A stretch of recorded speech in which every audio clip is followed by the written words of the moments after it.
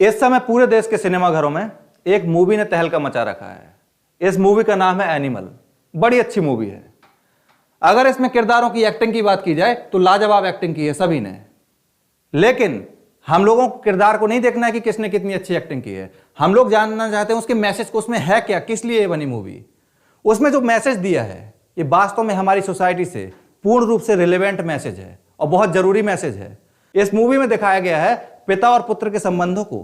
कहा जाता है कि बीज की परवरिश जिस प्रकार से करेंगे उसी प्रकार से वो पौधा बनकर तैयार होगा, और जितना आप पौधे को फ्रीडम देंगे उतना ही ज्यादा पौधा ताकतवर बनेगा। आज से 15 से 20 साल पहले कल्पना कीजिए आपके पिता और आपके दादा के संबंध। अगर पिताजी किसी जगह बैठे होते थे और उनको बाथरूम भी लगी होती थी तो दादाजी जब तक अगर 3 उठ नहीं जाते थे उस जगह से तब तक वो नहीं जाते थे और कहते थे इज्जत है।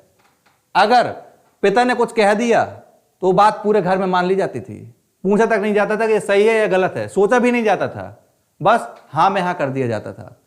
यहां तक कि पिताजी लड़की पसंद करने जाते थे और अपने बच्चे से कहते थे बेटा तुम्हें शादी करनी है। बेटा कहता था जी, जिंदगी भर साथ रहना है, पूछना भी नहीं। और इसको कहा जाता था इस समाज में इज्जत है पिता की।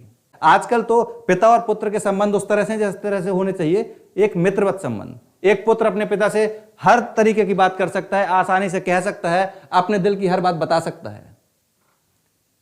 आपने उस मूवी में देखा किस प्रकार से जो रणबीर कपूर है अपनी बात कभी पिता से कह ही नहीं पाते। पिता ने बेशुमार दौलत, शोहरत और इज्जत हासिल की, लेकिन खो दिया तो सिर्फ क्या, अपने पुत्र का विश्वास। और उसी विश्वास का परिणाम था कि एक सीधा साधा व्यक्ति एनिमल बन गया और इतना क्रूर बन गया कि दसों हजार लोगों की जान लेते समय उसको एक बार भी एहसास नहीं हुआ कि वो कर क्या रहा है। शायद ऐसी ही मनोदशा हिटलर जैसे लोगों की भी रही होगी। इसलिए कहा जाता है कि घर में एक स्वस्थ चर्चा होनी चाहिए। पूरे देश में लोकतंत्र है, ये तो हर कोई चाहता है कि पूरे देश में लोकतंत्र रहे, और छोटा सा भी अगर कुछ काम सरकार बिना पूछे कर देती है तो तुरंत खड़े हो जाते हैं कि लोकतंत्र का हनन हुआ है, हमारे अधिकारों की हनन हुआ है, बलि दे दी गई है, काला दिन है, सब कुछ करते हैं। लेकिन घर में जब बात आती है लोकतंत्र की तो घर में तानाशाही चलती है। पिताजी ने कह दिया, सबने मान लिया। पिताजी गाड़ी का पसंद कराए, सबने गाड़ी ले ली। कहा जाता है कि कोई घर, कोई परिवार तभी आगे बढ़ता है जब उस घर में बैठे हुए सभी लोग एक साथ एक ही मंच पर बैठकर बात करते हैं और अपने गिले शिकवे दूर करते हैं, अपने अंदर की बात एक दूसरे से करते हैं। वही घर परिवार तेजी से तरक्की करता है।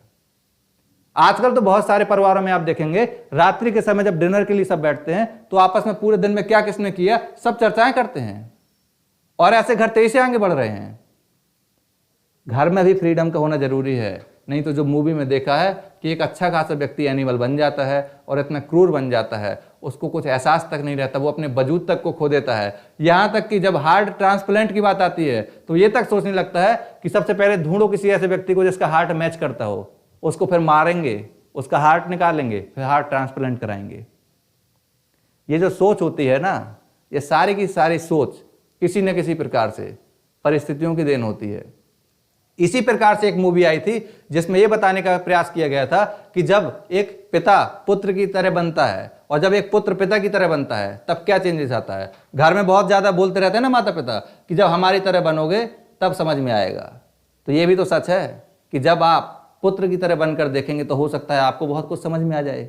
और ये होना चाहिए हर घर में, हर घर में एक किरदार अदा होना चाहिए कि कम से कम सप्ताह में एक दिन तो ऐसा गुजरना चाहिए जब पुत्र को ये लगे कि मैं पिता की तरह बर्ताव कर रहा हूं और माता पिता को ये लगे कि हम पुत्र की तरह रह रहे हैं, ताकि दोनों के बीच अंडरस्टैंडिंग ठीक हो सके। इसी को कहते हैं गैप पिता और पुत्र के बीच, और यही कहा जाता है जनरेशन गैप, जिसको आप लोग कहते हैं ना कि दादाजी से हमारी बातें मैच नहीं खाती। कहाँ से खाएंगी? दादाजी अलग मिजाज के, आप अलग मिजाज के, तो मैच कहाँ से खाएंगे? मैच करने के लिए थोड़ा इनको बदलना होगा, थोड़ा इनको बदलना होगा, लेकिन बदलाव सब चाहते हैं, बदलना कोई नहीं चाहता। बहुत बहुत धन्यवाद।